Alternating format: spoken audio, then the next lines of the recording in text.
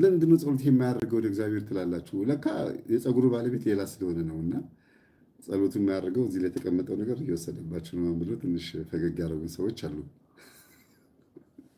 ስለዚህ ሂውማን ሄር አርግሽ አላርግሽ፣ ዊግ የመንግስት ፀጉር ቀጠልሽ አልቀጠልሽ፣ ወይም ጥፍር ቀለም ምንም በለሽ ተቀጽላ አደረግሽ አላደረግሽ፣ በአጠቃላይ ዋናው በቡዳ የበላችሽ ሴት ወይም የበላች ሰው ወይም በዝሙት ዓይን ያየሽ ሰው ቆንጆ ነሽ ብሎ ካለ አለ ነው ቡዳው ማለት ነው። ጆንያም አድርገሽ ሊሆን ይችላል። ተርመጥምጠሽ ቀለም ደፍተሽም ሊሆን ይችላል። ትንሽ እስቲ እና ብቻ ዞሮ ዞሮ ምንድን ነው እናንተ ጋር ያለው ምቀኛ መንፈስም አሳልፎ ለሰው ሊሰጣቸውም ስለሚችል የማታለሉ ነገር እንዲያታልሏችሁ ያደርጋል መንፈስ ማለት ነው። መንፈሳዊ ሌላው ደግሞ መንፈሳዊ ለመምሰል ይሞክራሉ የሚለው በጣም ሊሰመርበት ይገባል። መንፈሳዊ መምሰል ይሞክራሉ። እናንተ ፊት አይደለም አድርገው፣ ጎረቤቶቻችሁ ሊሆን ይችላሉ፣ ወይም ቤተሰብ አብሮ የሚኖር ሊሆን ይችላል። መተቱን አድርገውት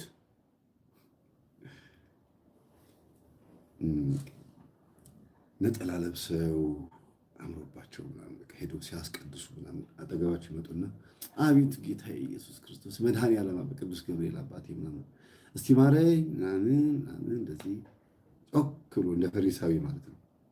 አንድ በሉ መንፈሳዊ መስሎ መታየት ማለት። ሁለተኛ ደግሞ ቤት መተው ደግሞ መዝሙር ክፍት ያደርጉና ሳሩን ጉዝጉዝ አድርገው አንተ ታውቃለህ መድኃኔዓለም ምናምን እንደዚህ ማሳየት በሁኔታዎች ድራማ መስራት፣ ዝክር ማዘከር ስላችሁ ምንም እንዳላደረገ ሰው ምናምን ጭራሽ በእንቅርት ላይ ጆሮ ደግፍ ከእግዚአብሔር ጋር ለመጣላት እኮ ነው። ባዕድ አምልኮ እያመለኩ ጨሌ ቤታቸው ውስጥ እያለ መተተኞች ሆነው ቡዳ መንፈስ እያለባቸው ያንን ለማስወጣት ትግል ሳያደርጉ ሰው ላይም እንደገና መልሰው መተት እያደረጉ ዝክር አዘክረው ደግሞ ሲኑ ብሉ ጠጡ ምናምን ብለው ይጠራሉ። ከዛ ለአንቺ ወይም ለአንተ መተቱ ለየት ብሎ ነው የሚመጣላችሁ። አይ ለእሷ ብቻ ነው ይህ ጎረቤቴ ስለሆንሽ ነው እንኪ ቢጠጭ ላንቺ ያስቀመጥኩልሽ ተብሎ የተለየ ጠላ ወይም የተለየ ዳቦና ምግብ ይመጣላችኋል። ስለሚወደድ ነው ብላችሁ ጥርልግ ስታደርጉ አጅሬው ግብት ያ የሚወዳችሁ መንፈስ ማለት ነው። እና አስመስሎ ማጥቃት ማለት ነው። መንፈሳዊ ለመምሰል ይሞክራሉ ማለት ያዘኑላችሁ መምሰል ምናምን ከንፈር ከመምጠት ጀምሮ ማለት ነው። እንደዚህ አይነት ነገር ይህን ነው ቅድም ያልኳችሁን የሚፈልጉትን ለማግኘት ያታልላሉ የሚለውና መንፈሳዊ ለመምሰል ይሞክራሉ የሚለው ይለያያል። ያኛው እናንተ ጋር ተጠግተው ነው። እነዚህ ግን በቤታቸው ሆነው ምንም እንዳላደረጉ ቤታቸው አቴቴ ጨሌን እንዳለም የማይታወቅባቸው ሰዎች አሉ። እንደሚያመልኩ የማይታወቅባቸው ከስንት አንድ የቤት ሰራተኞቻቸው ያጋለጧቸው በጣም ብዙ ሰዎች አሉ። እና ሰራተኛ መቅጠርም አይወዱም። አንዳንዶቹ ጭራሽ ነው ቤታቸው ውስጥ ያለው ነገር እንዳይወጣ አይወዱም። የሚያደርጉት ነገር እንዳይታወቅ የአሳ ግማቱ ካህናቱ የሚባለው ይሄ ነው። ዋናው ነገር እንዳይታወቅ እንግዲህ አሳ ወገቡ ተቆርጦም ውሃ ውስጥ እየዋኘ ይሄዳል ይባላል። ለምን? አጠቃላይ ሙሉ 90% ህይወቱ ያለው ጭንቅላቱ አካባቢ ስለሆነ ነው አይደል? ኤኒዌይስ ወደ እንትኑ ስመጣ መተት የሚያደርጉ ሰዎች የሚያዙት በአንደበታቸው። ለዚህ ነው አሳ ግማቱ ካህናቱ የሚባለው። መተት እንዳደረጉ ልክ አንዲት ሴት ትክክለኛ መልኳን ለማወቅ ጠዋት ስትነሳ በራን ወቅት ስታያት ነው። ተቀባብታ ከወጣች በኋላ ሳይሆን ከእንቅልፏ እንደተነሳች ያት የሚባለው አሁን በአሁኑ ጊዜ ያለው ይሄ ነው አንዱ። ልክ እንደዛ ሁሉ ደግሞ መተት የሚያደርጉ ሰዎችና ችግር ያለባቸው ሰዎች ሲናደዱ፣ ሲቆጡ ወይ የሆነ ጸብ ሲነሳ የዛን ሰዓት እወቋቸው ይባላል። መልሳቸውን ታዩታላችሁ። ትክክለኛ ማንነታቸው የሚታወቀው የዛን ሰዓት ነው። ሰራውልሽ ወይ ደግሞ አይ እኔማ አስገብቼልሻለሁ ማለት ትላለች። እሺ እና ይሄ ነው ሶስተኛው። አራተኛው ቀይ መስመራችሁን ይንቁታል። በጣም የሚገርመው ነገር ይሄ ነው። ድንበራችሁን፣ ቀይ መስመራችሁን ይንቃሉ እና በአንድም በሌላ መንገድ እናንተ ያከበራችሁትን አያከብሩም ነው። ወደ ባላችሁ እንድትጠጋ የማትፈልጓት ሴት ወደ ባላችሁ በጣም ትጠጋለች።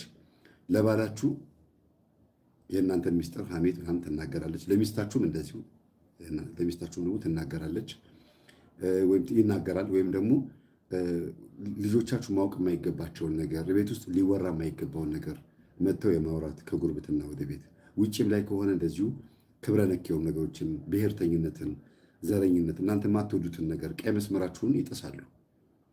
አንቺ ደግሞ ዝም ብለሽ ታካብጃለሽ ምናምን ብለው ያከበራችሁትን ነገር መንፈሳዊ ሕይወታችሁ ምናምን ለመናድ ይሞክራሉ። ማለት እኔ አይደል የምጾመው የምጸልየው አልፈልግም ካልኩ አልፈልግም ነው በቃ ጿሚ ነኝ አልፈልግም ስላልኩኝ ነው ስትሏቸው አካባጭ ምናምን ብለው ቀይ መስመራችሁን ሊያበላሹ ይሞክራሉ።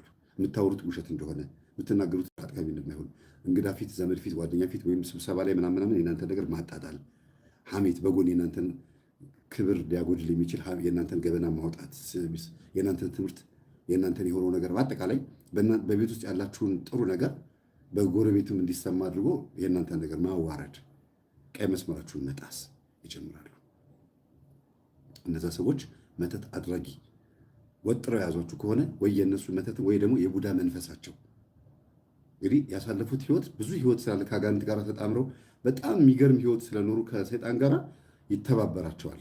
እንደው ባይፈልጉትም እነሱ እኔ ወደ እግዚአብሔር ተጠግቻለሁ ምናምን ቢሉም እንኳን እነሱ ላይ ሆኖ የቀድሞውን ነገር እያሰበ አብሯቸው ከነሱ ጋር ለመስራት ይሞክራል እና መልአክ ኢንፎርሜሽን የሚነግራቸው መልአክ እንደሆነ ለማስመሰል ኢንፎርሜሽን አቀባይ ሆኖ ሁሉ ሊያወራ ይችላል፣ ወይም በውስጣቸው ሊያሳስባቸው ይችላል።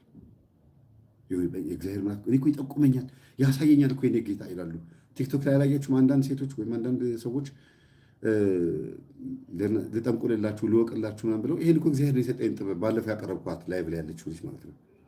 እግዚአብሔር የሰጠኝ ጥበብ ነው ትላለች። ከእስልምና መጣ ጴንጤ፣ ከጴንጤ ኦርቶዶክስ ሆና መልሰው እንደገና ደግሞ በሚዲያ ላይ ጠንቋይ የሚሆኑ ሰዎች አሉ። ግልጽ ነው ማውራት አይደል? ስለዚህ እነዚህ ሰዎች እናንተ ውስጥ ያለውን ነገር ያወቁ ይመስላቸውና ለሰው ይናገራሉ። ግምታቸውንም ጭምር ውሸታቸውንም ጭምር የገመቱት 70-80% ምናምን እውነት እንዲሆን ሊያደርግ የሚችለው ውስጥ ያለው የሚያገዛቸው መንፈስ ነው። እናንተ ማጸልዩ ከሆነ ያነባቸዋል። ግን ግምቱ ደግሞ አብሮ ስማችሁን ያጠፋል፣ ያበላሸዋል ማለት ነው። ያልተፈጠረ ያልተደረገ ነገር አውርቶ እንዴት እሷ ይባልና ከእውነቱ ጋር ውሸቱ ይቀላቀልና ሙሉ በሙሉ በቃ ስማችሁ በዛ ላይ ይጠፋል። ሰፈር ውስጥ፣ ቤታችሁ ውስጥ ሁሉ ነገር በጉርብትና ማለት ከባድ ስማ አንገታችሁን ትደፋላችሁ። ቀይ መስመራችሁን ያልፋሉ ማለት ነው። እነዚህ ሰዎች እስከ መጨረሻው ድረስ ሊያጠቋችሁ የሚሞክሩት ናርሲሲስት ሲሆኑ ነው ማለት ነው። ናርሲሲስት ማለት በጥቅማቸው በክብራቸው ስትመጡባቸው እስከ ጥግ ድረስ ጠንቋይ ጋር ሄደው በማንኛውም አይነት መንገድ የሚፋለሟቸው ሰዎች ማለት ነው። በማንኛውም አይነት መንገድ ባላቸው ኃይል በሙሉ ለምን እነሱ ላይ እንደሆነባቸው ማድረግ የሚፈልጉት እሾህን በሾህ ስለሆነ ማለት ነው። እሺ ቀይ መስመራችሁን ያልፋሉ። ሌላው በጣም ጠንከር አድርጌ በዚሁ ነገር ላይ ልናገር የምፈልገው ቀይ መስመር ማለት እናንተ የወደዳችሁት ያከበራችሁት ብቻ አይደለም። የማታውቁት ነገር ሆኖ ግን ሊሆንባችሁ የማይገባ ነገር መክረዋችሁ ይሄን ብታረጊስ ብለው ጠንቋይ ቤት መሄድ ከአምላካችሁ ለማጣላት ማለት ነው። እንደዚህ ያሉ ነገሮች ቦታ ድንበራችሁን ያስጥሷችኋል እና መንፈሳዊ ሕይወታችሁን ይፈታተኑታል። ከመንፈሳዊ ሕይወታችሁ እንድትወጡ ያደርጋሉ፣ ይታገሏችኋል። ይሄን እንደ ዋናው ሰሩት። ይሄን መንፈሳዊ ሕይወታችሁን ወይም ደግሞ ከመንፈሳዊነታችሁ ሊያስወጧችሁ ይታገላሉ። አንቺ ደግሞ ሲኔ ትንሽ ፈታ ብለን እንምጣ። ሰርግ ቤትም ሊሆን ይችላል፣ ጭፈራ ሊሆን ይችላል፣ ሌላ ቦታ ሊሆን ይችላል። ፈታ ማለትን አውቀው የሰፈር አብሮ አደግ በሚል ጓደኛዬ፣ የክላስ ጓደኛዬ፣ የክላስ ቤቴ ግሩፕ ምናምን በሚል ይጠሯቸዋል። ግን ከእግዚአብሔር ለማራቅና ከመንፈሳዊ ሕይወት ለማስወጣት ነው። ለምን ከወጣችሁ ያገኟችኋል በደንብ። ከእግዚአብሔር መስመር ስትሸሹ መተቱ በደንብ ይሰራል። በጸሎታችሁ ስለምታሸንፉት መንፈሱ እናንተ ከዚያ ሕይወት ካልወጣችሁ እነሱ እናንተን አያገኟችሁማ። ስለዚህ መጀመሪያ ማድረግ ያለባቸው ምንድነው? ከእግዚአብሔር ልጅ መንጠቅ ነው።